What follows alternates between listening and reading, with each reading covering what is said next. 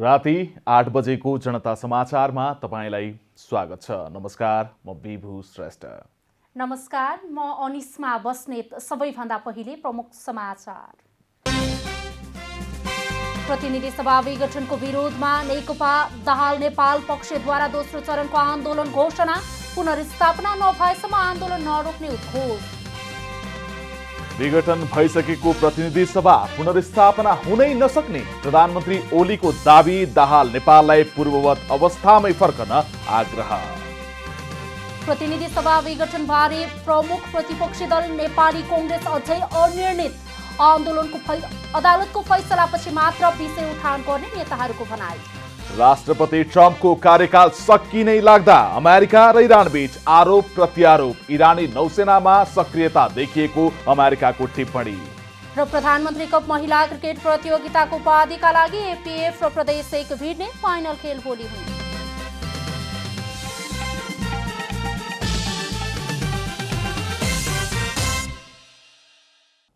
अब पूरा समाचार। नेपाल कम्युनिस्ट पार्टी नेकपा दाहाल नेपाल पक्षले प्रतिनिधि सभा विघटनको विरोधमा दोस्रो चरणको आन्दोलन घोषणा गरेको छ। प्रतिनिधि सभा विघटनपछि सडकमा आएको नेकपा दाहाल नेपाल पक्षले आज काठमाडौँमा पत्रकार सम्मेलन आयोजना गरी दोस्रो चरणको आन्दोलनका कार्यक्रम घोषणा गरेको हो। पत्रकार सम्मेलनमा दाहाल नेपाल पक्षका केन्द्रीय संघर्ष समिति संयोजक नारायण काजी श्रेष्ठले प्रतिनिधि सभा पुनर्स्थापना नभएसम्म आन्दोलन जारी राख्ने बताउनुभयो। प्रष्ट भनेका छौं कि यो संघर्ष कार्यक्रम र हाम्रो आन्दोलन असंवैधानिक रूपमा विघटन गरेको प्रतिनिधि सभालाई सुचारू नबनाउँदासम्म र त्यसले सिर्जना गरेको प्रतिगमनको खतरालाई निस्तेज नपार्दासम्म जारी रहनेछ। उहाँले सरकारको असंवैधानिक कदमको विरुद्धमा जनतालाई सुसूचित बनाउने र जनदबाव सिर्जना गर्न आन्दोलनका कार्यक्रम घोषणा गरिएको बताउनुभयो। हामी चाहिँ हस्तक्षेप गर्न चाहन्छौँ। हाम्रो कार्यक्रम असंवैधानिक कदमका विरुद्ध हो, प्रतिगामी कदमका विरुद्ध हो र त्यो स्थिति सिर्जना गर्ने, उत्पन्न गर्ने, असमयिक कदम चाल्ने सरकारको विरुद्ध केन्द्रित छ र त्यो कदमका विरुद्ध केन्द्रित छ। तर हामी व्यापक जनतालाई जागृत बनाउन चाहन्छौँ।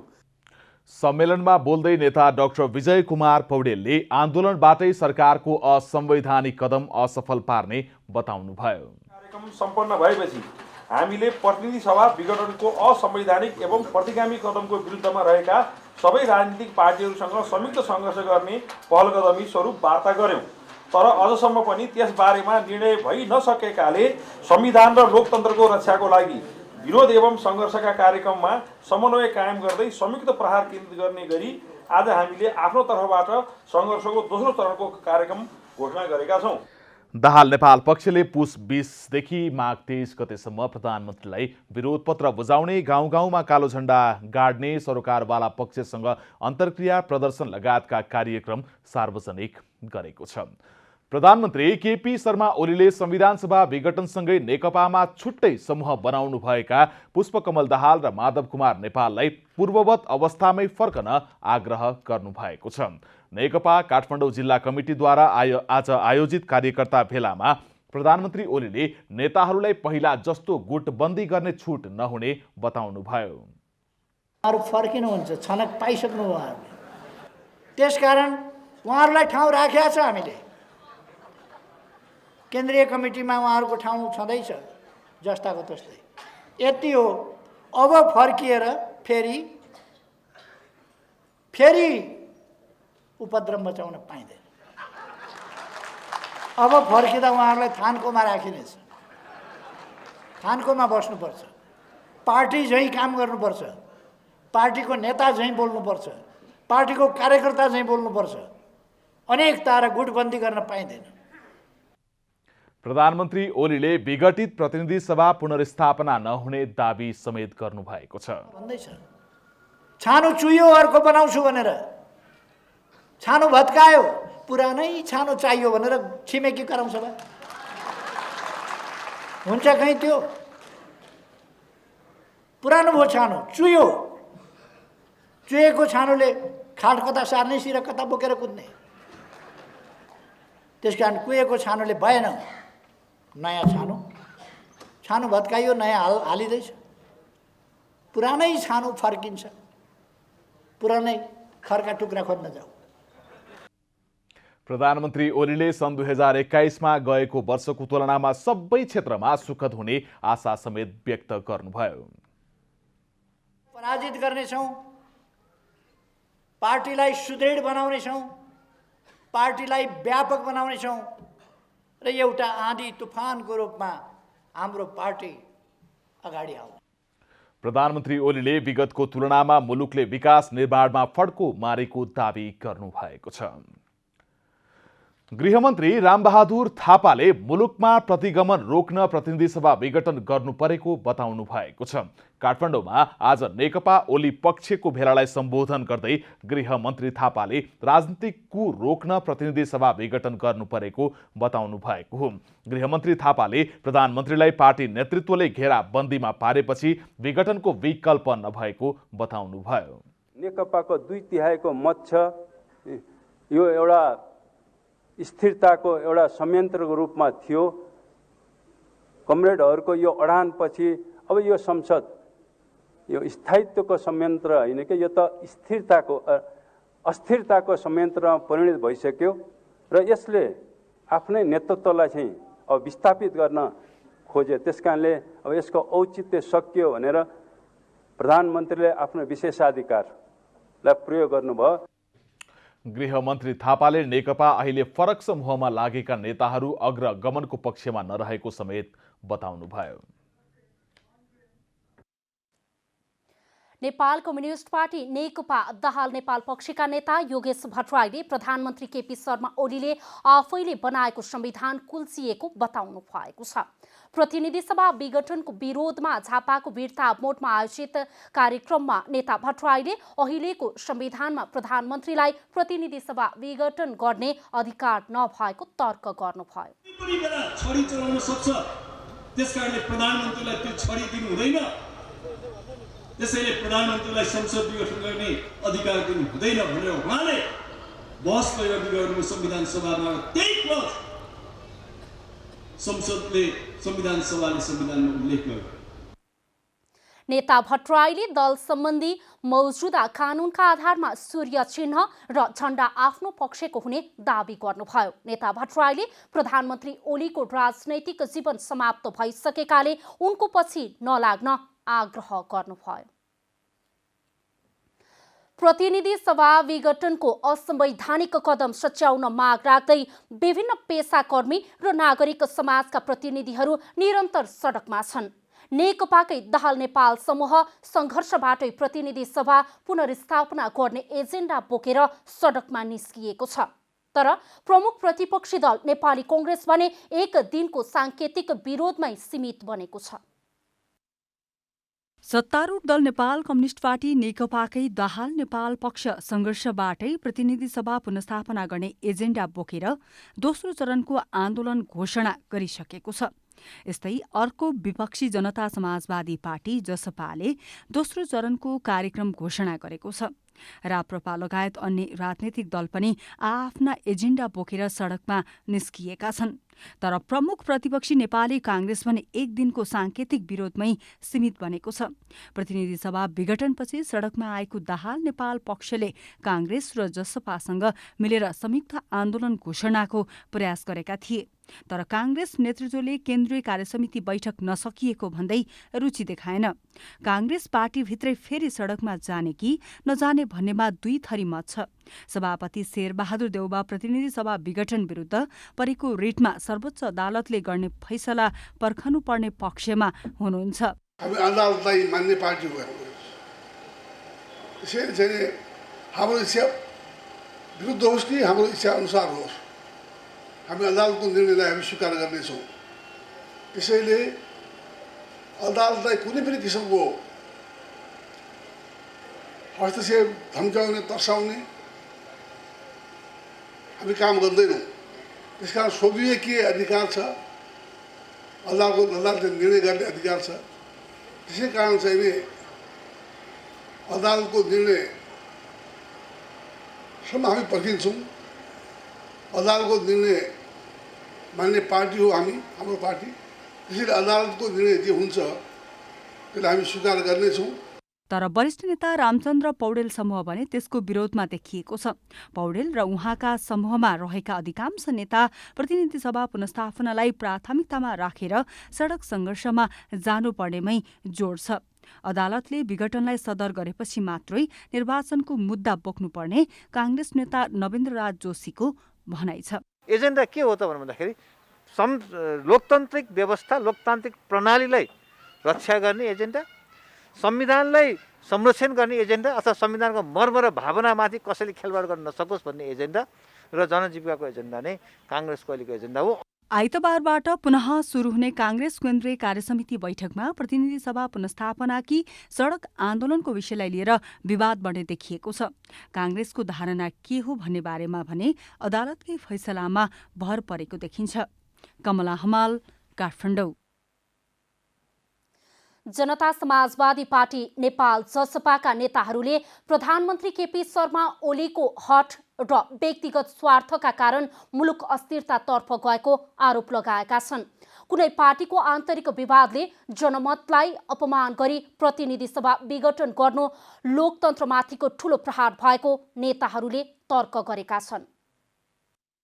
जनता समाजवादी पार्टी नेपालले व्यक्तिगत हठ र स्वार्थका निम्ति प्रतिनिधि सभा विघटन गर्नु अलोकतान्त्रिक रहेको बताएका छन्। पुस 5 गते प्रधानमन्त्री केपी शर्मा ओलीले गरेको प्रतिनिधि सभा विघटनलाई विपक्षी दलका नेताहरूले व्यक्तिगत स्वार्थ र हठको संज्ञा दिँदै आइरहेका छन्। पार्टीका समायोजन कार्यक्रममा बोल्दै जसपाका वरिष्ठ नेता अशोक कुमार राईले कुनै एक पार्टीको आन्तरिक विवाद र व्यक्तिगत हटकै कारण प्रतिनिधि सभा विघटन गरेर प्रधानमन्त्री ओलीले जनमतको अपमान गरेको बताउनुभयो। प्रधानमन्त्रीलाई पार्टीले सहयोग गर्यो कि असहयोग गर्यो, संसदमा आएर उहाँले भन्न सक्नु पर्यो नि। संसदमा आएर परीक्षण गर्नु पर्यो नि आफूलाई। अनि आपसी झगडाको कारणले दुईटा नेता झगडा गर्ने अनि नेपाली जनतालाई चाहिँ समस्यामा सङ्कटमा पारिदिने त्यो जिम्मेवारीपूर्ण कदम हो। पूर्व संचार मन्त्री समेत रहनुभएका जसपा केन्द्रीय कार्यकारिणी सदस्य राजकिशोर यादवले जनताको त्याग, तपस्या र शहादतले निर्माण भएको संविधान कुनै एक व्यक्ति र पार्टीका मोडमा निर्भर नहुने बताउनु भएको छ। नेता यादवले प्रधानमन्त्री ओलीले पदीय लोभका कारण सम्पूर्ण जनताको भावनामाथि आघात पुर्याएको आरोप समेत लगाउनुभयो। यो संविधानले सम्पूर्ण नेपाली जनताको समस्यालाई समाधान गर्न सक्दैन। सम्पूर्ण नेपाली जनतालाई समेटेर एकताबद्ध गरेर अगाडि बढाउन सक्दैन। त्यसैले यो संविधान नै आफैमा अपाङ्ग, आफैमा अपाहिज, आफैमा लङ्गडो संविधान हो, जसको प्रतिफल आज मलाई लाग्छ 72 आज 77 हामीमा आइपुग्दा 77 पनि कटेन। यो 4-5 सालमा यो संविधानले आफ्नो असली रूप देखायो। नेता यादवले नेकपा र काङ्ग्रेस उस्ता उस्तै भएको आरोप लगाउँदै अब मुलुकको नेतृत्व गर्ने पालो जसपाको आएको दाबी समेत गर्नुभएको छ। क्यामेरामा जेपी श्रेष्ठका साथ शिव अधिकारी यदुवंशी, काठमाडौँ। कोरोना भाइरसको संक्रमणबाट नेपालमा थप 6 जनाको मृत्यु भएको छ। स्वास्थ्य तथा जनसङ्ख्या मन्त्रालयका अनुसार पछिल्लो 24 घण्टामा कोरोना संक्रमणबाट 6 जनाको मृत्यु भएको हो। यो सँगै मृतकको संख्या 1870 पुगेको छ। थप 419 जनामा कोरोना संक्रमण पुष्टि भएको छ। देशभरिका प्रयोगशालामा 5000 नमुना परीक्षण गरिएकोमा 419 जनामा संक्रमण पुष्टि भएको मन्त्रालयले जनाएको छ। यो सहित संक्रमितको संख्या 2,61,438 पुगेको छ। पछिल्लो 24 घण्टामा 750 जना डिस्चार्ज भएका छन्। अहिलेसम्म 2,53,857 जना निको भइसकेका छन् भने देशभरि 5,711 जना उपचाररत छन्। औषधि व्यवसायीहरूको व्यावसायिक प्रमाणपत्र लाइसेन्स नवीकरणमा औषधि व्यवस्था विभाग लचक देखिएको छ। औषधि व्यवसायका लागि विभागबाट जारी हुने व्यावसायिक प्रमाणपत्रको नवीकरण 5 वर्षमा गर्ने व्यवस्था गर्न औषधि व्यवसायीहरूले माग गरेपछि विभागले लाइसेन्सको अवधि बढाउन सक्ने सङ्केत गरेको हो। आज भक्तपुरमा आयोजित नेपाल औषधि व्यवसायी सङ्घ बागमती प्रदेशको प्रथम अधिवेशनलाई सम्बोधन गर्दै विभागका महानिर्देशक भरत भट्टराईले औषधि व्यवसायीलाई दिइने व्यावसायिक प्रमाणपत्रको अवधि बढाउन सकिने बताउनु भएको हो। अहिले औषधि व्यवसायका लागि दिने व्यावसायिक प्रमाणपत्र हरेक वर्ष नवीकरण गर्नुपर्ने व्यवस्था छ। 3 वर्षदेखि 5 वर्षभित्र कहिले नवीकरण गर्ने भन्ने सम्बन्धमा छलफल गरेर टुङ्गोमा पुग्न सक्ने महानिर्देशक भट्टराईले बताउनुभयो। व्यवसायिक प्रमाणपत्रको कुरा आयो। 5 वर्षको नवीकरण एकदमै ठिक कुरा हो। पासपोर्ट त्यत्रो वर्ष हुन्छ, समय रहन्छ। त्यसकारणले गर्दाखेरि अब यसलाई हामीले अहिलेको हिसाबमा, अहिलेको ऐन नियमको दायरामा अहिले हामी एफटीको कन्सेप्टमा पनि जान खोजिरहेका छौँ। त्यसकारणले एफटीको कन्सेप्टमा जाँदाखेरि पनि यसलाई हामीले कसरी के गरी इन्कर्पोरेट गर्न सक्छौँ, मिनिमम 3 वर्षदेखि 5 वर्षको बिचमा कति गर्न सकिन्छ त्यसलाई पनि हामी प्रयास गरौँला। महानिर्देशक भट्टराईले गुणस्तरीय सेवा प्रवाहको सन्दर्भमा बिक्री वितरण आचार संहितालाई ध्यान दिएर व्यवसाय गर्न औषधि व्यवसायीहरूलाई आग्रह समेत गर्नुभयो। महालक्ष्मी नगरपालिका वडा नम्बर 9 र सिटिजनशिप सेवा प्राली खुमलटारले फोहोर मैला व्यवस्थापन तथा सरसफाई अभियान सुरु गरेको छ। स्वच्छ, सफा, समृद्ध र सुन्दर बनाऊ महालक्ष्मी नगर भन्ने नारा सहित अभियान सुरु गरिएको हो। सरसफाई अभियानमा महालक्ष्मी नगरपालिका वडा नम्बर 9 का अध्यक्ष वासुदेव शर्मा गौतमले नगरपालिकालाई स्वच्छ सफा राखी पर्यटकलाई स्वच्छता देखाएर आफ्नो चिनारी प्रस्तुत गर्न सकिने बताउनुभयो। महालक्ष्मी नगरपालिकाले स्वच्छ, सफा, समृद्ध, सुन्दर महालक्ष्मी नगर भन्ने एउटा आदर्श वाक्य तय गरेको छ र त्यही आदर्श वाक्यलाई कार्यान्वयनमा लैजानको लागि हाम्रो यो 9 नम्बर वडाले निरन्तर सफाई अभियान 9 नम्बर वडाको पहिचान भनेर हामीले यो सुरुवात गर्न गइरहेका छौँ। कार्यक्रममा प्रहरी उपरीक्षक दानबहादुर कार्कीले फोहोर मैला व्यवस्थापन र त्यसको उचित व्यवस्थापनमा लाग्न नगरवासीलाई आग्रह गर्नुभयो। हाम्रो घरबाट फालिएका सामानको थुप्रो डुङ्गुर यहाँबाट उठाइयो। यो डुङ्गुर पहिल्यै व्यवस्थित तरिकाले घरमा जम्मा गर्ने र उठाउने गरेको भए फेरि यहाँ आएर हामी जम्मा गरेर उठाउनु पर्ने पनि थिएन। यो पद्धतिमा लान सकेको भए यो भएन। यो हाम्रो अभ्यासको कमी हो। यो अभ्यासको कमीबाट हामी एकदमै राम्रो बाटोमा जानुपर्छ। त्यसलाई सभ्यता भन्छौँ। त्यो सभ्य हुन देखिन पनि पर्छ। त्यो सभ्यता हाम्रो खानपान, हाम्रो उठबस, हाम्रो जीवनशैली, हाम्रो फोहोरको व्यवस्थापन सबैबाट देखिन्छ। कार्यक्रममा हास्य कलाकार राजाराम पौडेलले फोहोर मैला व्यवस्थापन आजको मुख्य चुनौती भएको भन्दै आफ्नै घरबाट फोहोरको उचित व्यवस्थापन गर्नुपर्ने बताउनुभयो। आफ्नो वासस्थान वरिपरि, आफ्नो अफिस वरिपरि यस्तो चिज चाहिँ सफा राख्नुपर्छ र फोहोरलाई जथाभावी फाल्नु हुन्न भन्ने एउटा मेसेज पनि दिँदै हिँड्नुपर्छ।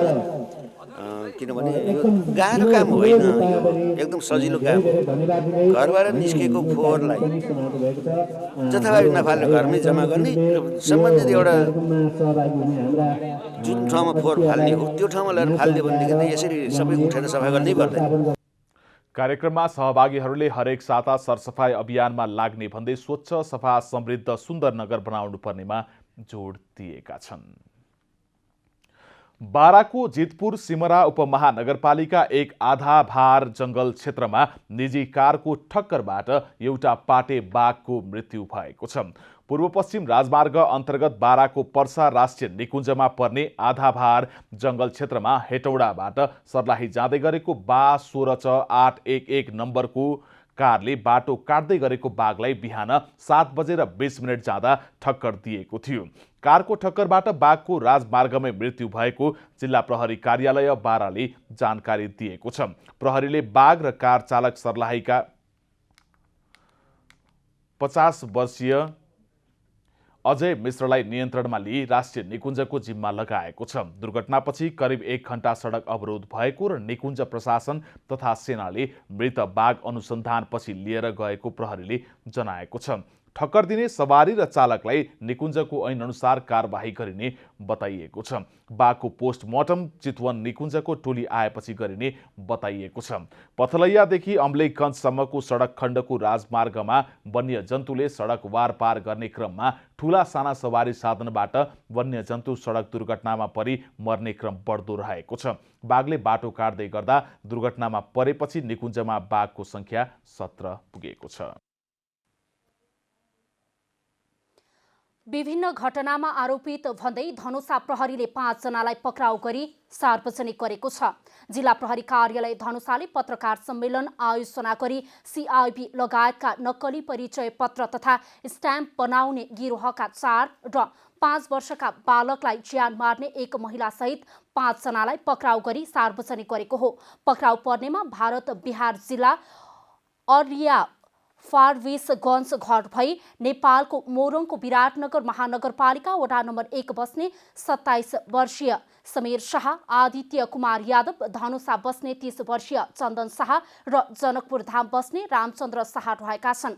गत पुस 16 गते भारत बिहारका समीर शाहलाई जनकपुर धामको रामानन्द चोक स्थित होटल सिटी प्यालेस गेस्ट हाउसको कोठा नम्बर 106बाट पक्राउ गरिएको थियो। मनोज शाह बसेको कोठाबाट बरामद भएको कालो रङको कपडाको सुटकेसमा नेपाल प्रहरी, केन्द्रीय अनुसन्धान ब्युरो सहितको छापहरू बरामद गरिएको थियो। मनोज शाहको बयानको आधारमा बाँकी थप 3 जनालाई पक्राउ गरिएको हो। बोतल बताउने व्यक्ति शङ्कास्पद रूपमा फेला परेकोमा कोठा खानतलासी गर्दा सो कोठाभित्र टेबलमाथि कालो रङको कपडाको सुटकेस ब्याग रहेकोमा सो ब्याग खोली हेर्दा ब्यागभित्र नेपाल प्रहरी, केन्द्रीय अनुसन्धान ब्युरोबाट जारी भएको भनिएको नक्कली प्रमाणपत्र, परिचय पत्र, सोही कार्यालयको छाप लगायत विभिन्न कार्यालयको छापहरू समेत फेला परेकोले तत्काल पक्राउ गरी यस कार्यलाई थप अनुसन्धान कार्य भइरहेको। त्यस्तै बालकको ज्यान मार्ने आरोपमा विदेह नगरपालिका वडा नम्बर 2 दुहबी बस्ने 26 वर्षीय प्रमिला देवी अमातलाई सार्वजनिक गरिएको छ। उनीमाथि सोही ठाउँ बस्ने जीवन अमात रायको 5 वर्षका छोरा अभिनन्दन राय अमातको हत्या गरेको आरोप छ। प्रमिला नातामा मृतक बालकको फुपू रहेको धनुषाका प्रहरीले जनाएको छ। पैसा लेनदेनको रिसिभीका कारण प्रमिलाले बालकको हत्या गरेको अनुसन्धानबाट खुलेको हो। जिल्ला प्रहरी कार्यालय कञ्चनपुरले विभिन्न आपराधिक घटनामा संलग्न भएका अभियुक्तहरूलाई सार्वजनिक गरेको छ। विभिन्न लुटपाट, कुटपिट तथा हत्या हिंसामा संलग्न अभियुक्तहरूलाई प्रहरीले शनिबार पत्रकार सम्मेलनमा सार्वजनिक गरेको हो। जिल्लाको पुनर्वास नगरपालिका 1 की 71 वर्षीय वृद्ध महिला खन्टी भुलको पुस 11 गते राति उनकै घरमा हत्या भएको थियो।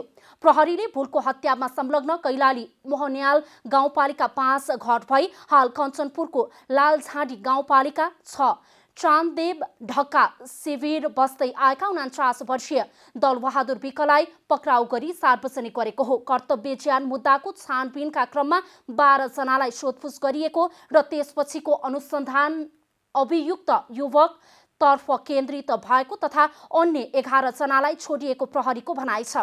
अभियुक्त विकको घरमा खानतलासी गर्दा मृतक भुलको कानमा लगाएको सुनको मुन्द्रा 2 थान, तिलहरी 1 थान र विकले प्रयोग गरेको धारिलो हतियार, चप्पल, कपडा, बासुलो 1 थान समेत बरामद गरिएको छ। प्रारम्भिक अनुसन्धानका क्रममा लुटपाटको उद्देश्यले वृद्धा भुलको हत्या गरेको अभियुक्त विकले स्वीकारेको र सो घटनाका बारे थप अनुसन्धान भइरहेको प्रहरीले जनाएको छ। अब आर्थिक समाचार। आर्थिक समाचारका साथमा 2 PM noodles, life to awesome.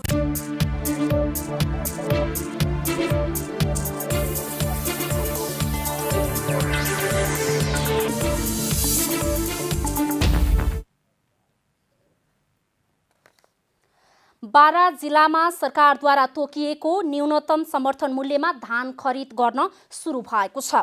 जिल्लाको जितपुर सिमरा उपमहानगरपालिका 18 मा रहेका साना किसान कृषि सहकारी संस्था लिमिटेड मनहरुवाले न्यूनतम समर्थन मूल्यमा धान खरिद गर्न सुरु गरेको हो। कलैया उपमहानगरपालिका वडा नम्बर 2 दोहरीबाट सहकारीले समर्थन मूल्यमा धान खरिद गर्न सुरु गरेको हो। जिल्लाका 5 वटा सहकारीलाई समर्थन मूल्यमा धान खरिद गर्न कार्य आदेश लिएको भए तापनि मनहरुवा सहित हाल 3 वटा सहकारीले सरकारी मूल्यमा धान खरिद सुरु गरेका छन्। यसको आवश्यक सहजीकरण, नियमन र अनुगमन गर्ने काम प्रधानमन्त्री आधुनिकीकरण परियोजना इकाइ कार्यालय बाराले गरिरहेको छ। यो वर्षदेखि सरकारले स्थानीय सहकारीलाई जिम्मा दिएपछि किसानलाई सहज भएको छ।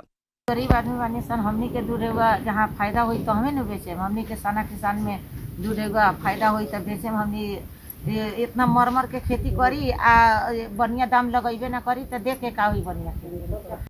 सरकारले मोटा धानको प्रति क्विन्टल 2735 र मध्यम धानको 2885 न्यूनतम समर्थन निर्धारण यसअघि नै गरेको छ। किसानको धान समर्थन मूल्यमा खरिद गरे बापत प्रति क्विन्टल 112 रुपैयाँ सहकारीलाई अनुदान दिने जनाएको छ। सरकारी ढिलाइका कारण यस वर्ष धेरै किसानले धान खरिद गर्न नसकेको अवस्था रहेको र धेरै किसानले यसअघि नै व्यापारीलाई धान बेचिसकेका छन्।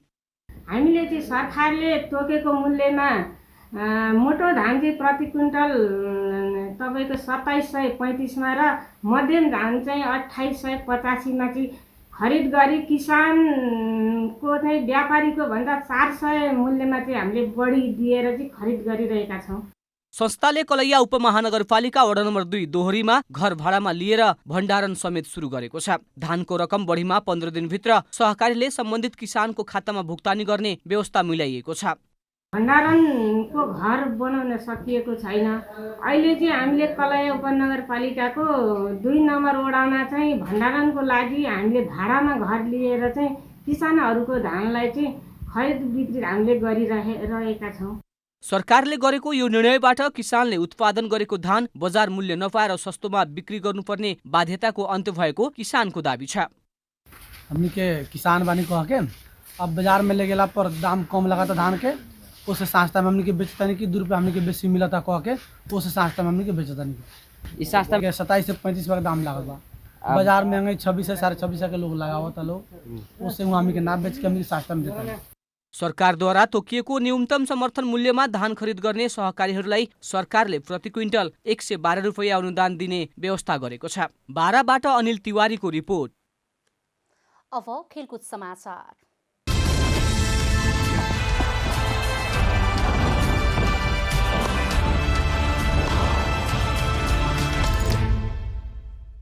राष्ट्रिय खेलको मान्यता पाएको भलिबलले नेपालमा सम्पन्न 13औं दक्षिण एसियाली खेलकुदमा राम्रै चर्चा पायो। पुरुष र महिला टोलीको प्रदर्शनलाई तुलना गर्दा महिला टोलीले निकै राम्रो प्रशंसा पनि बटुल्यो। राष्ट्रिय खेल बनेसँगै भलिबलले राष्ट्रबाट उचित सम्बोधन पाएको छैन भने नेपाल भलिबल संघले पनि क्यालेण्डरका खेल सुचारू गर्न सकेको छैन। कोभिडले विश्व थलिएसँगै खेलकुद पनि त्यसको मारमा पर्यो। राष्ट्रिय तथा अन्तर्राष्ट्रिय प्रतियोगिता तय भएको तालिकामा हुन नसक्दा केही महाकुम्भ खेल मेला पनि सरे। तर चलायमान भइराख्नु पर्ने खेलकुद क्षेत्र अन्तर्राष्ट्रिय स्तरमा जुर्मुराउँदा नेपालमा भने त्यो सम्भव हुन सकेन। न्यून भौतिक पूर्वाधार र पूरा गर्नुपर्ने स्वास्थ्य प्रोटोकल असम्भव हुँदा नेपाली खेलकुदलाई ठप्प राख्नु बाहेक विकल्प रहेन। तर अहिलेको अवस्थामा खेलकुद गतिविधि बिस्तारै तङ्ग्रिन थालेका छन्।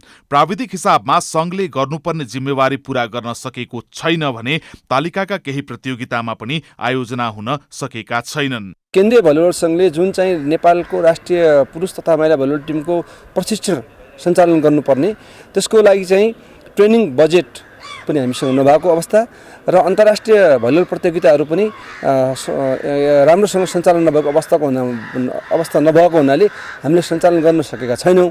कोभिड महामारी भएको पनि वर्ष दिन बितिसकेको छ। गत चैत यता नेपालमा भलिबल गतिविधि प्राय ठप्प छन्।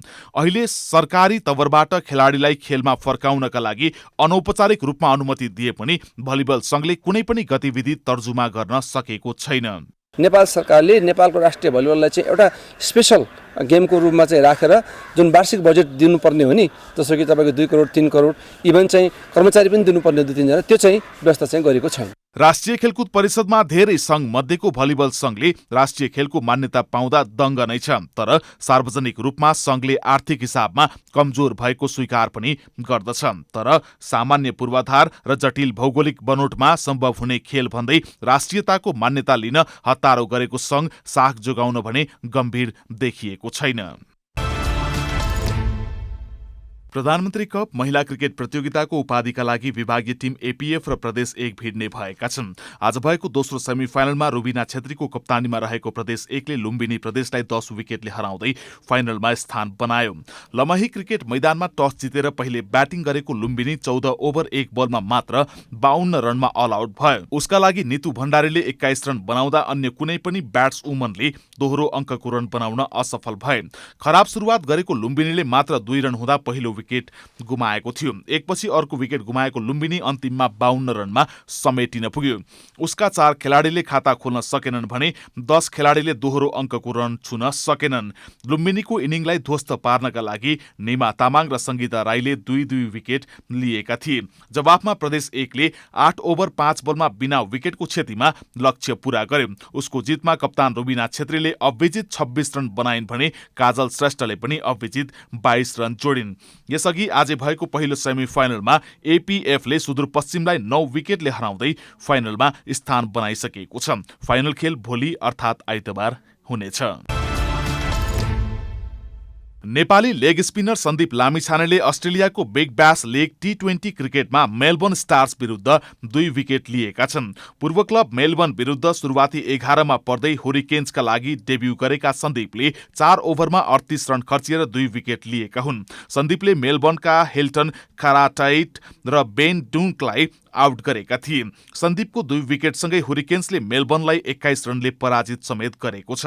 होवर्ट हुरिकेन्सले दिएको 165 रनको लक्ष्य पछ्याएको मेलबर्नले 20 ओभरमा 9 विकेट गुमाएर 143 रन मात्र बनाउन सक्यो। मेलबर्नका लागि कप्तान ग्लेन म्याक्सवेलले 70 रनको अर्धशतकीय इनिङ्स खेले पनि टोलीको हार जोगाउन सकेनन्। हुरिकेन्सका स्कट बोल्यान्डले 3 विकेट लिए।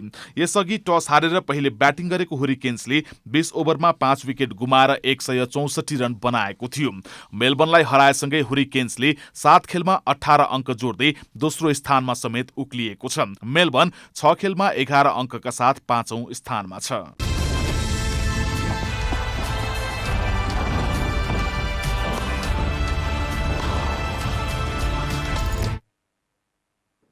अब मौसम समाचार।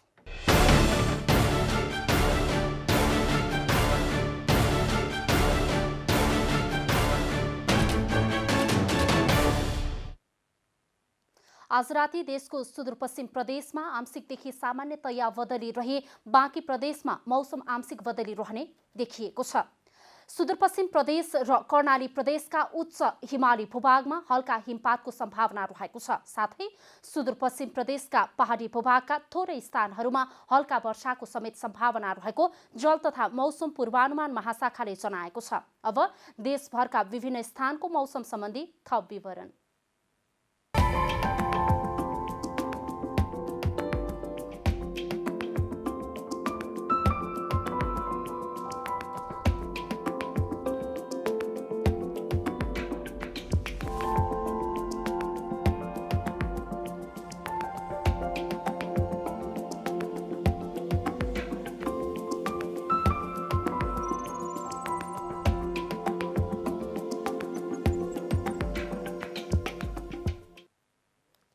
अन्त्यमा आजको डायरी।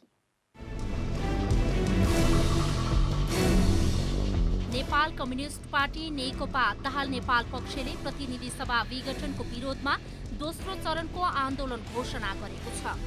दाहाल नेपाल पक्षले पुस 20 गतेदेखि माघ 23 गतेसम्म प्रधानमन्त्रीलाई विरोध पत्र बुझाउने, गाउँ गाउँमा कालो झण्डा गाड्ने, सरकारवाला पक्षसँग अन्तर्क्रिया, प्रदर्शन लगायतका कार्यक्रम सार्वजनिक गरेको छ। प्रधानमन्त्री केपी शर्मा ओलीले संविधान सभा विघटनसँगै नेकपामा छुट्टै समूह बनाउनु भएका पुष्पकमल दाहाल र माधव कुमार नेपाललाई पूर्ववत अवस्थामै फर्कन आग्रह गर्नु भएको छ। प्रधानमन्त्री ओलीले विघटित प्रतिनिधि सभा पुनर्स्थापना नहुने दावी समेत गर्नु भएको छ। कोरोना भाइरसको संक्रमणबाट नेपालमा थप 6 जनाको मृत्यु भएको छ। यो सँगै मृतकको संख्या 1870 पुगेको छ। थप 419 जनामा कोरोना भाइरस संक्रमण पुष्टि भएको छ। यो सहित संक्रमितको संख्या 2,61,438 पुगेको छ। नयाँ वर्षको सुरुवात र अमेरिकी राष्ट्रपति डोनाल्ड ट्रम्पको कार्यकाल समाप्त हुने तिथि नजिकिँदै गर्दा इरान र अमेरिका बीच सैन्य मुठभेडको स्थिति देखिएको छ। अमेरिकाले आफ्नो परमाणु बम पर्सियन खाडीमा पठाएको इरानले आरोप लगाएको छ भने ट्रम्प प्रशासनले विगत 48 घण्टामा इरानी नौसेनामा सक्रियता देखाएको दावी गरेको छ। प्रधानमन्त्री कप महिला क्रिकेट प्रतियोगिताको उपाधिका लागि विभागीय टिम एपीएफ र प्रदेश 1 भिड्ने भएका छन्। आज भएको दोस्रो सेमी फाइनलमा रुबिना छेत्रीको कप्तानीमा रहेको प्रदेश 1ले लुम्बिनी प्रदेशलाई 10 विकेटले हराउँदै फाइनलमा स्थान बनाएको हो।